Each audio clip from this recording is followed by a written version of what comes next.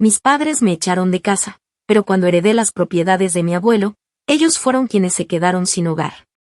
Nunca pensé que la traición más cruel vendría de quienes me trajeron al mundo.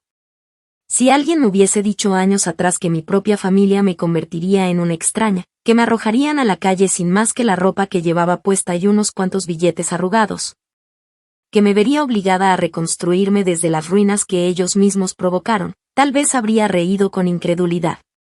Pero la realidad no se moldea con deseos ingenuos, y cuando llegó el momento, no hubo piedad ni remordimiento en sus ojos. No vengo de una familia amorosa ni de aquellas en las que los padres se sacrifican por sus hijos. Desde pequeña, entendí que en mi hogar no existía el concepto de cariño incondicional. Mis padres me tuvieron porque creían que un hijo les daría estabilidad, quizás porque pensaban que con el tiempo me convertiría en alguien a quien manipular para su conveniencia. Jamás fui una prioridad, y con los años, fui comprendiendo que, a sus ojos, no era más que una carga. Mi madre me hacía sentirlo con sus constantes suspiros de hastío cuando necesitaba algo, con sus miradas llenas de fastidio cuando pedía ayuda con la escuela o cuando simplemente intentaba acercarme. Mi padre era aún peor. Su forma de tratarme oscilaba entre la indiferencia absoluta y una agresividad que siempre parecía estar a punto de estallar. Como si mi existencia misma le resultara un recordatorio de sus propias frustraciones. La decisión de echarme de casa no fue un arrebato del momento, sino algo que habían planeado meticulosamente. Lo entendí cuando llegó el día y no hubo lágrimas, no hubo gritos ni discusiones. Solo frialdad. Mi madre lo dijo como si estuviera informándome del clima: es hora de que te valgas por ti misma. Ya no podemos seguir manteniéndote. Como si alguna vez lo hubieran hecho de buena gana. Mi padre ni siquiera se molestó en mirarme mientras sacaba mis cosas en bolsas de basura y las dejaba en la puerta. Ni un ápice de duda, ni un atisbo de remordimiento. No tuve la oportunidad de suplicar ni de pedir explicaciones. En el fondo, sabía que no las obtendría. Había visto esa actitud antes, en pequeñas dosis, en la manera en que se deshacían de todo lo que no les era útil. Lo hicieron con amigos, con familiares que dejaron de serles convenientes. Y ahora lo hacían conmigo. Era la culminación lógica de su indiferencia, la confirmación de que nunca fui más que un estorbo para ellos. Me encontré en la calle con una maleta medio rota, unos cuantos billetes y una desesperación que se convirtió en una piedra helada en mi estómago. No tenía un lugar a donde ir. No tenía amigos cercanos en quienes confiar plenamente ni familiares dispuestos a ayudarme. Sabía que, para mis padres, el hecho de echarme no significaba el fin de su vida como la conocían. Seguirían adelante como si nada, ignorando lo que habían hecho, convenciéndose de que no era su problema. La primera noche fue la más difícil. Dormí en un parque, con el frío calándome los huesos y el miedo mordiendo mis pensamientos. No podía creer que eso estuviera sucediendo, que realmente no tenía a nadie a quien acudir. Pero al mismo tiempo, dentro del dolor y la impotencia, algo comenzó a arder dentro de mí, una promesa silenciosa, un deseo feroz de no solo sobrevivir, sino de demostrarles que algún día serían ellos quienes pagarían por lo que hicieron. Los días siguientes fueron un infierno. Conseguí dormir en casas de conocidos por periodos cortos, pero cada vez era más difícil. Trabajé en lo que pude, haciendo turnos interminables en lugares donde apenas pagaban lo suficiente para no morirme de hambre. Durante años, cada centavo que gané fue una victoria, cada día sin rendirme fue un paso más lejos de la persona rota que dejaron en la calle. Aprendí a valerme por mí misma, no porque ellos me hubieran preparado para ello, sino porque no tenía otra opción. Años después, cuando ya había conseguido estabilidad por mi cuenta, recibí una llamada que cambiaría el rumbo de mi vida de una manera que jamás habría imaginado. Mi abuelo, el único que en su momento me había mostrado un poco de afecto, había fallecido. Con su muerte, llegó una noticia que lo cambiaría todo: me había dejado en herencia todas sus propiedades, incluyendo la casa en la que aún vivían mis padres. El destino, con su retorcido sentido de la ironía, acababa de darme la herramienta perfecta para hacerlos pagar. Actualización 1. El tiempo había pasado, llevándose consigo la versión de mí que una vez imploró por un techo bajo el cual dormir. Los años de hambre, de incertidumbre, de noches en vela luchando contra el miedo y la desesperanza no habían sido en vano. A través del sacrificio y la disciplina, Había construido una vida que mis padres nunca habrían imaginado que podría lograr sin ellos. Aprendí a no necesitar su validación, a no esperar nada de quienes ya me habían demostrado que no les importaba si vivía o moría. Crecí en la adversidad, forjando una fortaleza que solo el sufrimiento genuino puede crear.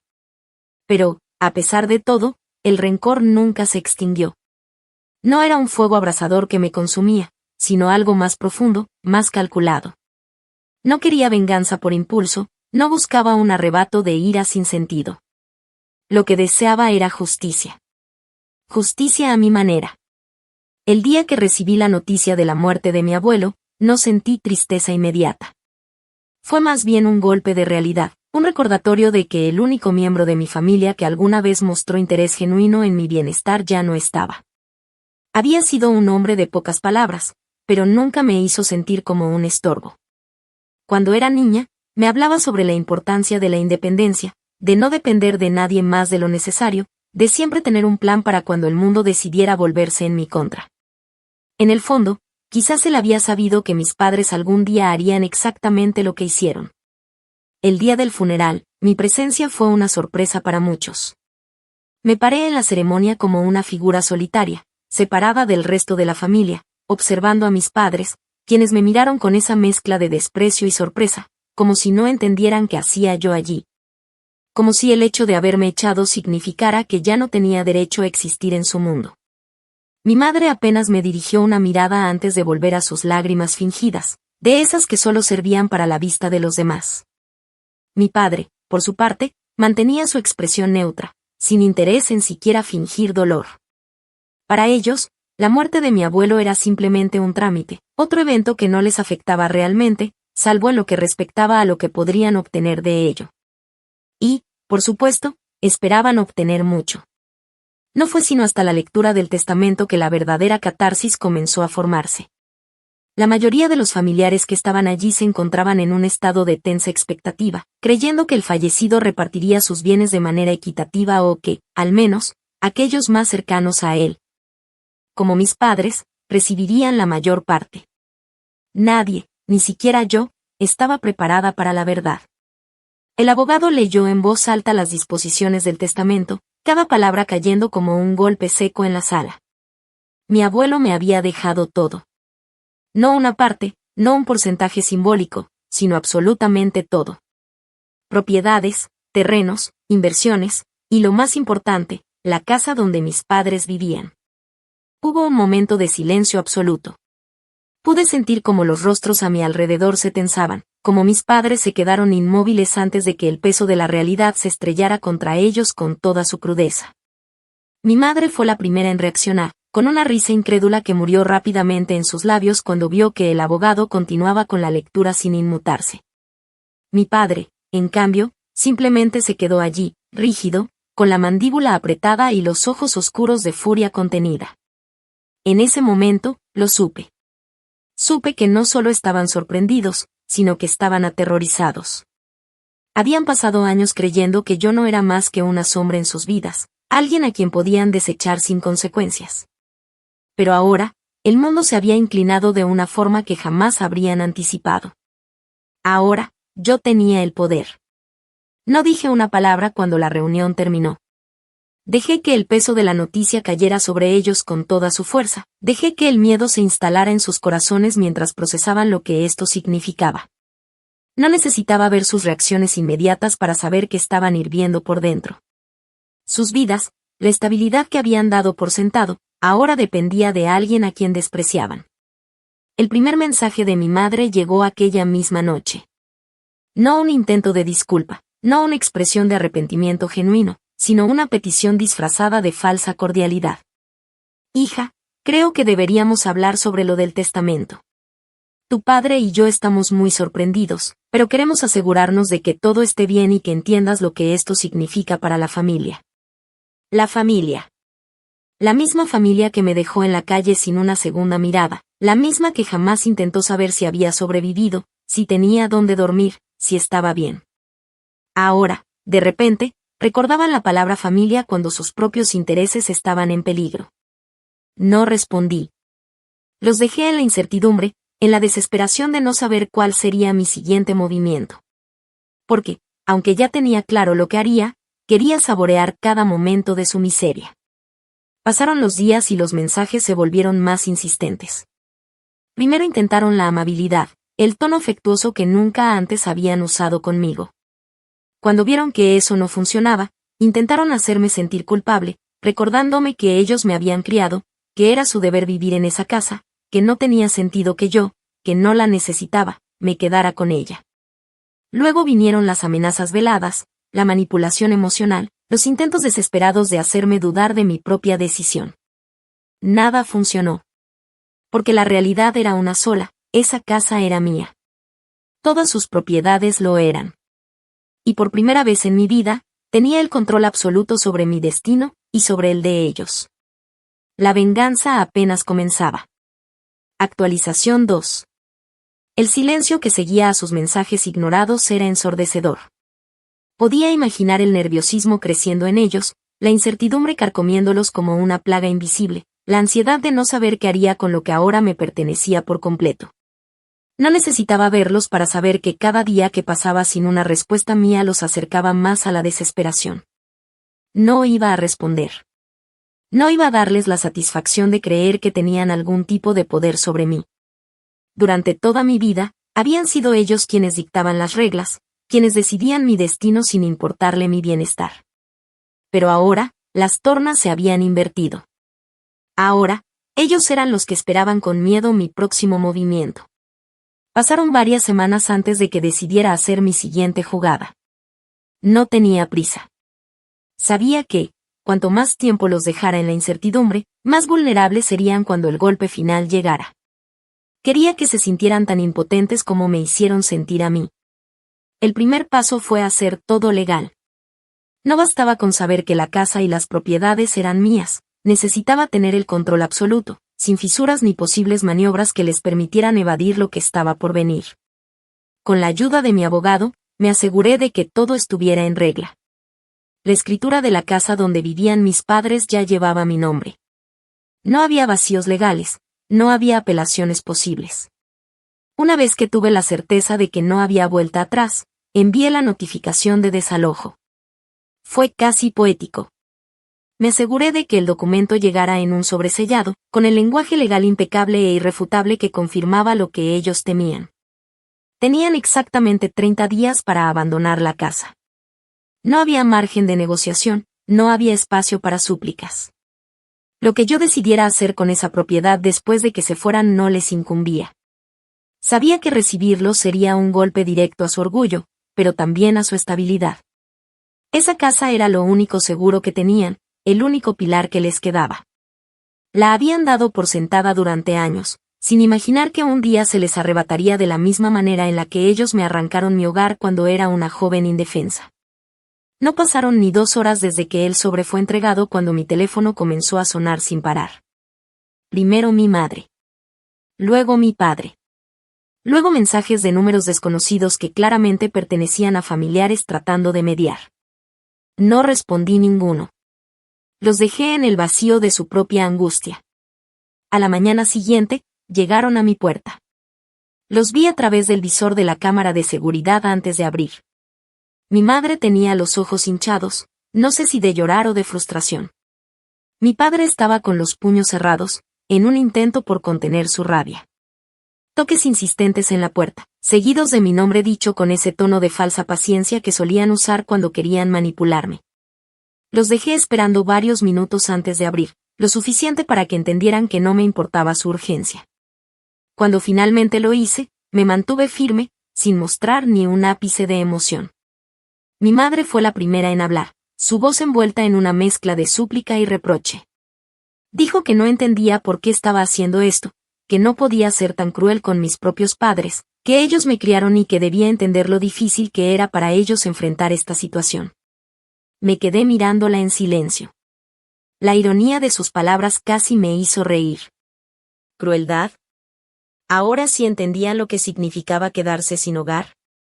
Mi padre, con su habitual actitud de superioridad que poco a poco comenzaba a resquebrajarse, intentó imponer autoridad. Dijo que todo esto era un error, que la casa les pertenecía por derecho, que mi abuelo no tenía por qué haberme dejado nada. Que yo debía hacer lo correcto y renunciar a la herencia en favor de la familia. La familia. Ese concepto vacío que solo recordaban cuando les convenía. Tomé aire lentamente, disfrutando el momento, y cuando finalmente hablé, mi voz fue firme y carente de la más mínima compasión. Les recordé cómo me echaron de casa sin un centavo, sin importarles si tenía dónde dormir, si iba a sobrevivir. Les recordé cada noche que pasé en la calle, cada día en el que no tenía que comer, cada instante de desesperación que ellos causaron con su frialdad. Les hice saber que no me importaban sus súplicas, que no había marcha atrás, que la casa era mía y que tenían exactamente 29 días para largarse. Mi madre rompió a llorar.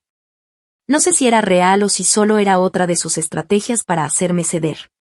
Mi padre, en cambio, dejó salir finalmente su verdadera naturaleza. Golpeó la pared junto a la puerta, maldiciéndome, diciéndome que era una desagradecida, que era una hija sin corazón, que me arrepentiría. Le sostuve la mirada sin inmutarme. Yo solo estoy haciendo lo mismo que ustedes hicieron conmigo, dije, con una calma que los descolocó. Cerré la puerta en sus caras sin agregar una sola palabra más.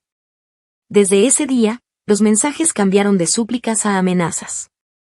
Dijeron que encontrarían una manera de impugnar el testamento, que acudirían a la familia, que se asegurarían de que nadie me apoyara.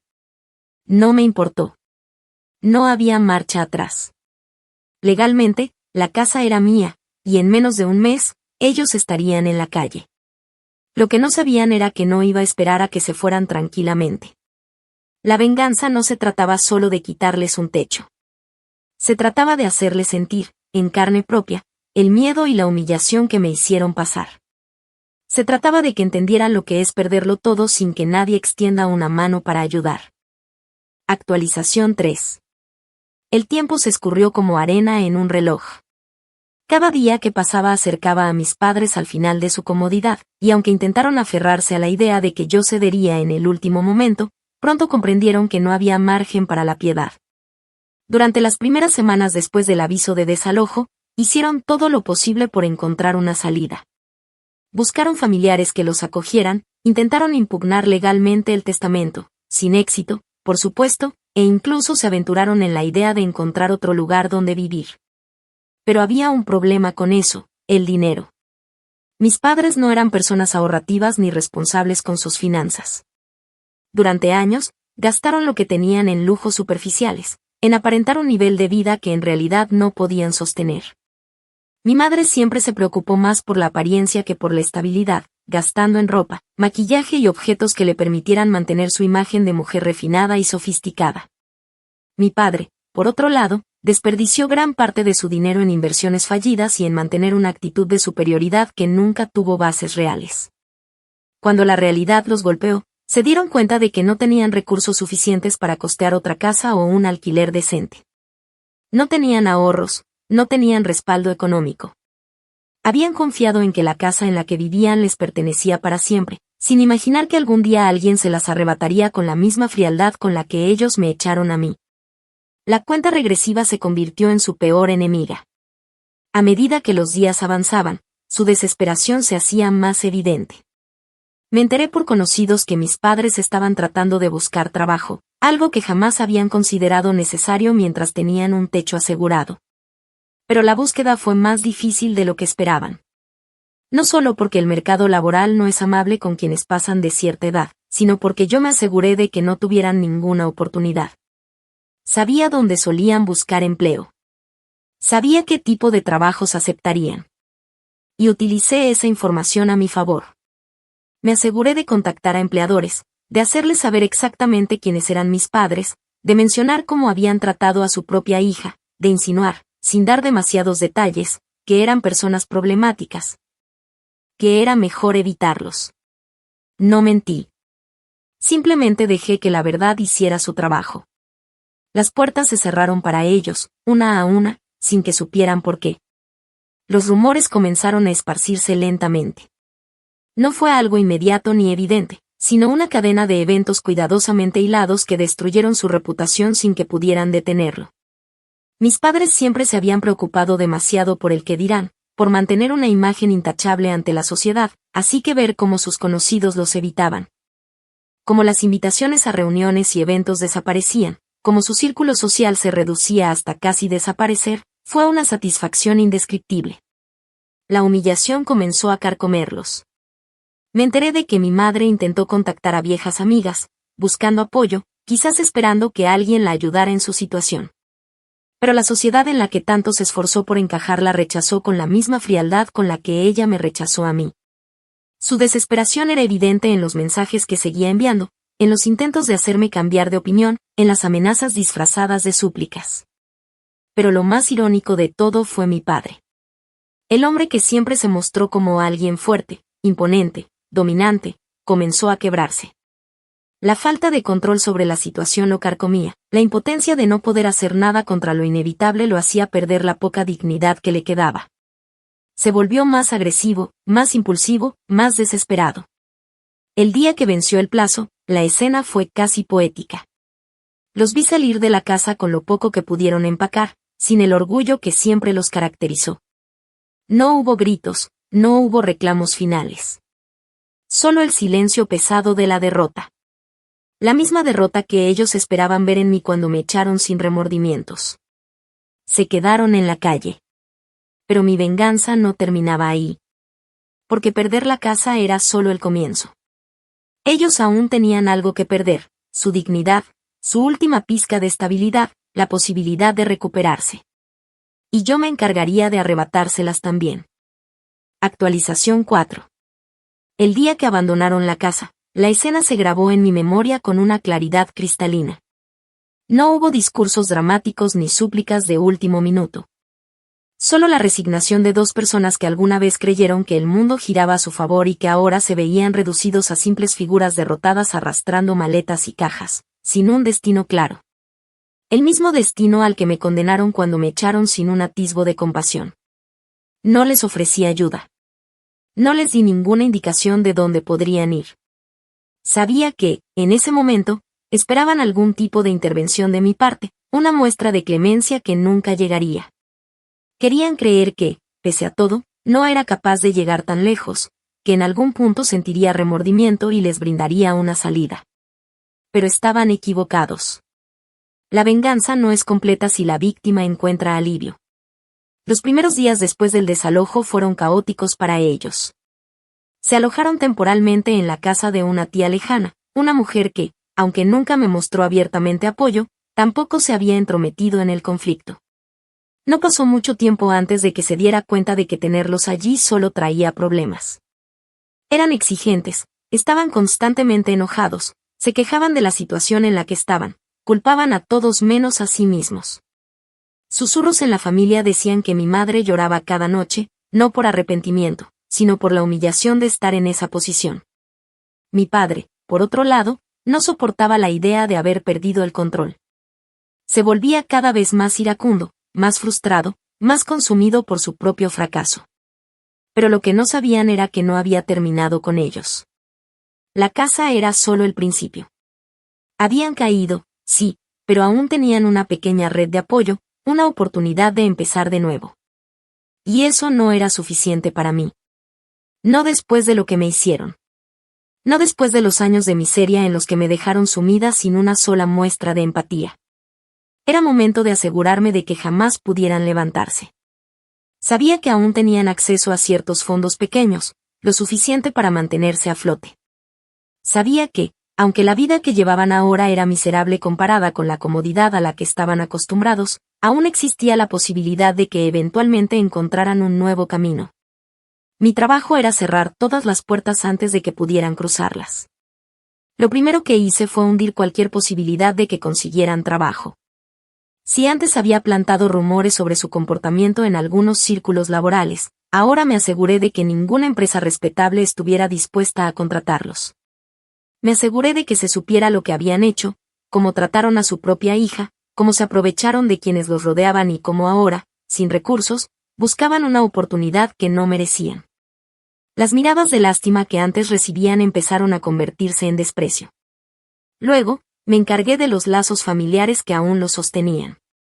Si algo me había enseñado mi tiempo fuera de casa era que la gente rara vez se compromete con aquellos que no les aportan nada. Mis padres, al haber perdido su posición y su casa, ya no tenían nada que ofrecer. Eran una carga. Una molestia. Solo hacía falta un ligero empujón para que el resto de la familia lo entendiera. Pequeños comentarios aquí y allá, insinuaciones estratégicas, recordatorios de cómo solían actuar cuando estaban en la cima, de cómo trataban a los demás con superioridad. No fue difícil. Muchos ya resentían su actitud de antaño y ahora veían la oportunidad perfecta para cortar lazos sin sentirse culpables. Uno a uno, los apoyos desaparecieron. Fueron expulsados de la casa de la tía después de una fuerte discusión en la que mi madre, en su desesperación, intentó manipularla con promesas vacías y mi padre, en un arrebato de ira, terminó insultándola. Desde entonces, nadie en la familia quiso recibirlos. Los comentarios sobre ellos se convirtieron en advertencias. Nadie quería tenerlos cerca. La última vez que supe de ellos fue cuando los vi en la calle, con la ropa desgastada y las miradas vacías. Ya no eran las mismas personas. No había rastro del orgullo que antes los definía. No quedaba la altivez con la que solían mirarme. Estaban rotos, derrotados, consumidos por el mismo abandono que ellos impusieron sobre mí años atrás. Y lo mejor de todo, sabían que fui yo. Sabían que cada puerta cerrada, cada oportunidad perdida, cada murmullo de desprecio en su contra había sido orquestado por la misma persona a la que echaron sin piedad. No me hablaron. No intentaron acercarse. Quizás entendieron, finalmente, que no quedaba nada que decir. Los dejé allí, tal como ellos me dejaron una vez. El círculo se había cerrado. La venganza estaba completa. Actualización 5. El tiempo pasó. La vida siguió su curso. La tormenta que había provocado en la vida de mis padres dejó cicatrices imborrables, no solo en su entorno, sino en su propia percepción de sí mismos. Durante años fueron el centro de su pequeño universo, el eje sobre el cual giraban las apariencias, el control y la manipulación. Creyeron que nunca enfrentarían las consecuencias de sus actos, que jamás pagarían el precio de su crueldad. Pero ahora, reducidos a simples sombras de lo que alguna vez fueron, habían aprendido, demasiado tarde, que nadie es intocable. Mi última imagen de ellos, aquella que selló el final de este capítulo en mi vida, quedó grabada en mi memoria como una pintura que no deja de revelar nuevos detalles cada vez que la observas. Los vi en la calle, en una de las zonas más transitadas de la ciudad, rodeados de otras figuras errantes que, como ellos, habían perdido todo. La diferencia era que muchos de aquellos desconocidos eran víctimas de un destino cruel, de circunstancias fuera de su control. Mis padres, en cambio, estaban allí por el resultado de sus propias acciones, por la cadena de decisiones egoístas y despiadadas que los llevaron a este punto sin retorno. Habían envejecido en cuestión de meses. La falta de estabilidad, la imposibilidad de reconstruirse, la desesperación de vivir al día sin saber cuándo o cómo podrían levantarse, los había desgastado de una forma que el tiempo no podría revertir.